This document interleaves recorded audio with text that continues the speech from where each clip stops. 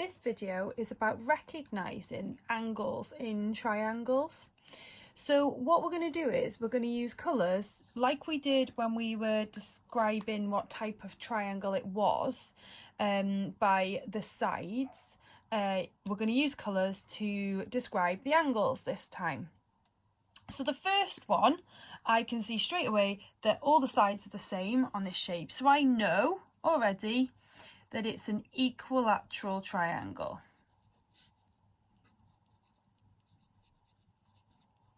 And what it means is it's the same rule apply for the sides and the angle.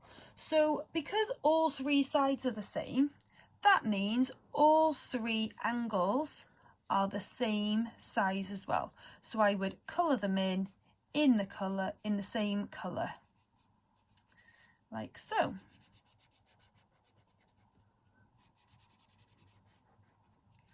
So all angles are the same size.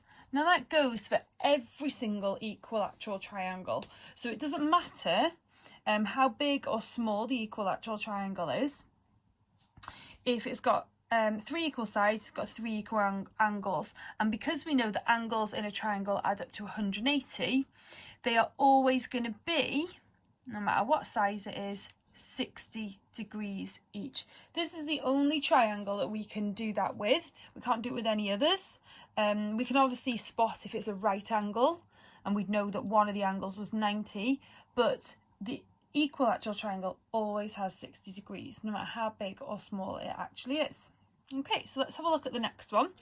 So the next one is a scalene triangle, because all the sides are different.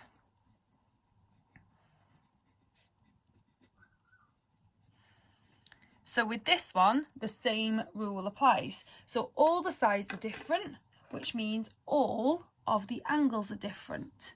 So each angle is going to be a different colour.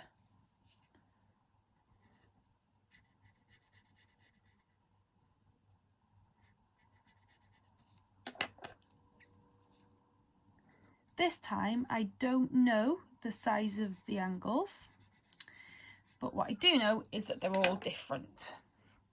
So all angles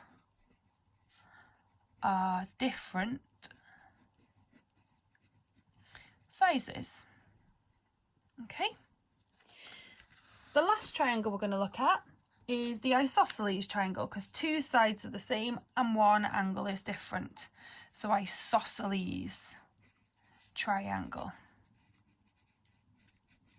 Okay, so again, two sides are the same and one is different, which means two angles are the same and one is different. So the two that are the same are the ones that are at the end, I suppose, of the two sides that are the same. So these two down here, they might not always be down the bottom, that's what you've got to remember, are the same. And I suppose you could think about it, the angle that's trapped between the two sides that are the same is the angle that's different. Okay, so these two angles are the same and the other one is different. I've done this, let me just write this bit down first. So two angles are the same, one is different.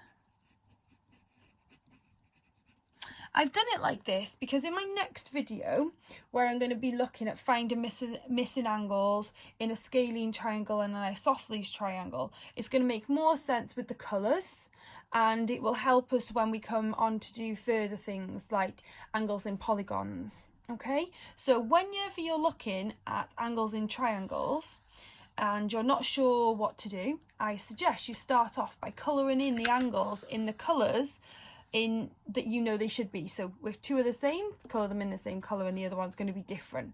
And it might help you then to find all of the angles.